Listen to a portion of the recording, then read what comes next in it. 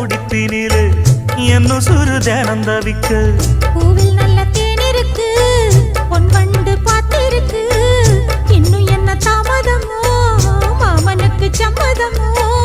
இப்பவே சொந்தம் கொள்ளவே கொஞ்சம் என் அருகில் வாமா சந்தைக்கு வந்த கிடி சாட சொல்லி பேசுதடி